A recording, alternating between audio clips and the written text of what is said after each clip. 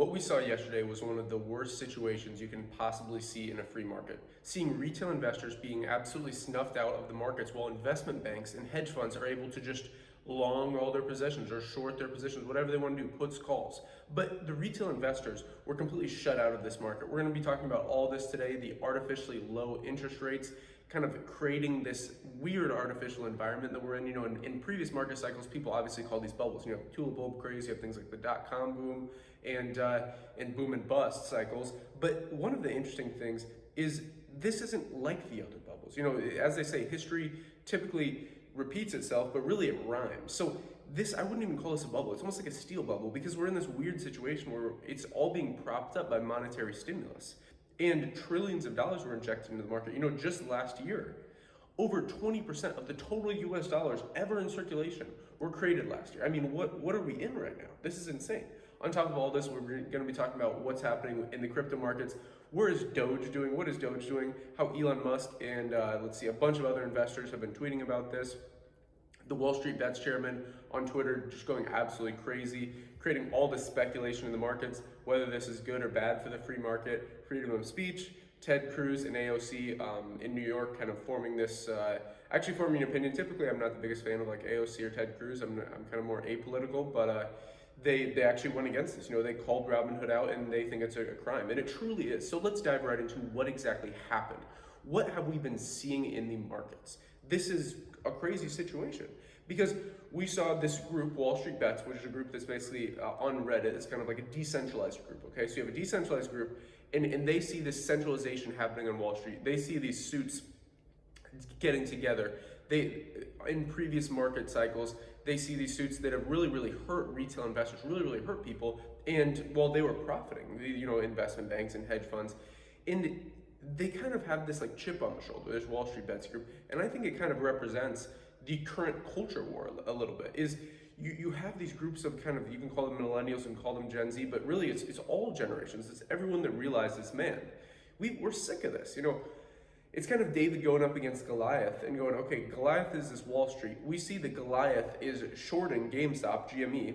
And when you put the short in and you're doing like a short for, let's say, a date in the future, so it's a put or a call, basically, I talked about this in a previous video on deep dive on this, so I won't stick too long on this topic. You can watch it up here. But basically what they did is they longed this. This Wall Street Bets group's like, okay, we're gonna get together, we're gonna long this, we're gonna buy the crap out of GME. And what that forces them to do in a short squeeze and a gamma squeeze is the people that had shorts on this are forced to buy back at a higher position and then also hedge themselves. So that's why you see them kind of getting bailed out now. They lost a lot of money. GameStop has really no business being a billion-dollar company, but they are now. So it's such an interesting situation because it really shows that the group is better. And just yesterday we saw something that's absolutely insane, like mind-blowing. This app called Robinhood, literally supposed to be, taking from the rich and giving to the poor, or at least allowing the poor to have a chance to take from the rich, allowing David to fight Goliath. But no. What they're gonna do instead, based on a message from the White House, this is insane. The SEC shut this down, told Robinhood like, okay, we're gonna halt trading. Not only stop trading, but hurt people that were in positions, retail investors. It doesn't matter what they were doing. As I said with the lottery situation, you're able to go buy a lottery ticket. Nobody's gonna tell you not to buy a lottery ticket. You can go buy 100 lottery tickets, you can buy 500 lottery tickets, you can buy 1,000 lottery tickets. But when it comes to investing, no. We know what's best for you. No. Okay, retail investors, today you can't trade this. Even though you bought this, even though it's your right to this asset, no. We're gonna shut down trading for today of GME and AMC. Oh, it's okay. Maybe you can play another time. While investment banks and hedge funds, they were able to trade all day. And this is absolutely insane. This is like pure, you think Wall Street Bets is market manipulation. No. It's their free will to do whatever they want. They have freedom of speech, they have free will. They can put their money in anything they want. They can talk about anything they want, as long as it's not harmful to others, So this is the thing. I want you to really understand this. Robinhood, this app, again, that's supposed to be, the whole name is taking from the rich and giving to the poor, just showed themselves, and just hammer this in your brain. They're working for the Duke of Nottingham. Have you ever seen Robinhood? It's the Duke of Nottingham is like this kind of high wig guy. It's like the richest guy, basically. And Robinhood is supposed to be like taking from him and giving to the people. But Robinhood, this app, is really working for the Duke of Nottingham. They're not for the people. No, no, no, no, no, no. They show their true colors, and it's sad to see because I mean I've used Robinhood in the past. I kind of prefer a bit more like Robinhood is a bit for like very very beginners. You know, it's like very very beginning, but I like a bit more of the advanced like trading softwares. I don't really use like mobile applications. Anyways, you know, there's also Webull and all these other areas you can do if you're kind of more like you want a mobile application. But the point is, we really saw the true colors yesterday. And all of this comes together and goes, okay, so we're seeing centralized businesses screw the little guy time and time again. We're seeing them like, okay, where do you get off?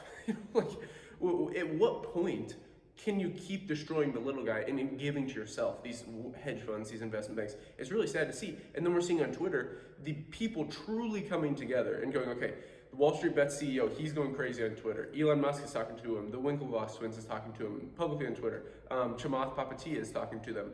And this is insane. Elon has been tweeting nonstop. All these things, you know, the short sellers are so bad. All these different basically things he's talking about. Chamath has been tweeting like, where can you go to basically have an alternative to Robinhood? He was in one of the like Series A investing for Robinhood, the application, and he's saying basically like he's so sad to see it. And then, I mean, the Wall Street Bets guy is just going crazy with different things. It's absolutely insane. So it's interesting because he has been talking about like, okay, you know, what's this Bitcoin thing? What's this crypto thing? What's this more decentralized thing? And this is where you get into Dogecoin. This is where you get into the main things. I'll talk about Dogecoin very last, but you can check out my video where I talk about, you know, like what is Dogecoin, how it doesn't really have any fundamental value, but at the same time, when you see, you have to not only analyze fundamental and technical analysis, but sentimental. And the sentimentals for Doge is huge. I won't lie to you. I'm personally not investing, and there's no great tragedy in other people making money, but it's just insane to see. I mean, I don't hate on anyone that's, again, it's like the lottery ticket. I mean, I think Doge is probably a better investment than the lottery ticket, I'll be honest with you. So again, everyone should be able to do what they want with their money. Everybody has freedom of speech. So the point here is when you see all these trend stacking, centralized organizations, everything we've been talking about, you see this need for decentralization. You see this really, really true need for something that's decentralized at its core. And this is what decentralized finance is all about. Go watch this morning's episode of Daily DeFi. I talk about this in detail. We talk about the synthetics token, and we do this series literally every single day, specifically on decentralized finance and the amazing things that it can offer. So when you have all these things, again, stacking together, you go, okay, where are these people going to move? You know, if these centralized businesses are going to shut them down from trading, well, they're going to move to things like Uniswap, to things like AAX, to things like DYDX, all these things we've talked about in previous videos, because 24/7, 365, doesn't matter where you're from, doesn't matter your age, doesn't matter how much money you make. No. This is an open source game. And when you're playing, let's say you're playing a video game with someone, or like old school, like Super Smash Bros. Or something like that, and you're both there playing, and you know you're going back and forth, or even like tennis, you're going back and forth, whatever game you want. The minute someone goes, I'm gonna stop playing the game, like I'm gonna unplug the console, or I'm gonna throw the ball out of the court, or I'm gonna, you know, if you're playing basketball, I'm gonna pop the basketball. That's the minute you know everything just changed. That's a paradigm shift. Because you went from playing a game to sacrificing the set of games. So the whole point in life is, it's not one game, it's a set of games over time. And the whole point is, you should never sacrifice one individual game for the set of games, okay? And Jordan Peterson talks about this. It's very interesting, actually.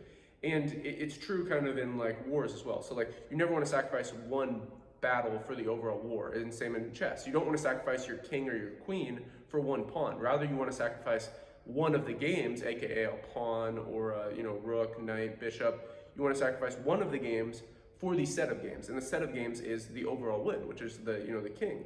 And the point here is, when someone like flips over the chessboard, or when someone like pops the basketball or turns off the console and goes, we're not playing anymore, this is over, I'm not going to compete with you. Not only do I know that you can beat me, but I think this is unfair and I'm only in it for myself. That's what's going on. They just unplugged the console. And the amazing thing is there's an alternative. With Uniswap, DYDX, AAX, we'll have more linked in the description for decentralized exchanges. You can trade no matter where you are in the world. All you have to do is connect your crypto wallet, you're good to go. So the point here is we're in a crazy situation, and even crazier, Dogecoin. So I won't spend too much time on this, but I mean, hey, congrats. If anyone's made it this far in this video and bought some Dogecoin, congrats to you. I would say really consider taking profits. It's a true parabola. I mean, this is absolutely insane. And it has people like Elon Musk behind it. It has a lot of people talking about it. So the sentimental analysis is very, very high. But I would really recommend pulling profits out because people are going to get hurt. People are going to get hurt in GameStop. People are going to get hurt in Dogecoin. It's really the people that buy at the top that get hurt. And you can't really pinpoint a market top. Nobody really can. So this was a lot. I hope you enjoyed this little rant today, but I think we're in such a crazy situation. I think the real thing you have to realize is like, it's not even just about, again, it's about the set of games. I really want you to think about that. Jordan Peterson talks about this. Just look up Jordan Peterson, life is like a set of games. So it's not just about this individual situation. It's not just about Wall Street Bets. It's not just about Robinhood. It's not just about AMC or GameStop. It's about the set of games. It's about what's been happening since Wall Street started. And I think one of the biggest things, at least personally, that I'm frustrated with is this idea in private market investing. Like, you can only be a private investor if you hold, or a accredited investor, if you hold X amount of dollars as your net worth. Why is this? Why are people allowed to risk their lives bungee jumping, or risk their life cliff diving, or risk their financials in gambling or lottery tickets? But they're not able to invest in these things. It's only for a certain group of people. It's really just sad to see. So I think all of this culminates to decentralization. That's my point here. So I know this was a lot. Thank you very much for watching. If you enjoyed this video, as always, we always talk about this. Like, subscribe, button all. Like, subscribe, button all. If you enjoyed the video, hit the like button. If you want to stay up to date with us, subscribe and click the notification bell, and then all, because then you'll stay up to us to date, time-sensitive content. We post at least 2 to 3 videos a day. Typically it's 2, but like today's 3 videos, yesterday was 2, tomorrow will be 2, then after that 3, so we stagger it 3, 2, 3, 2, 3, 2. As always, thank you very much for watching. Invest global, and until next time.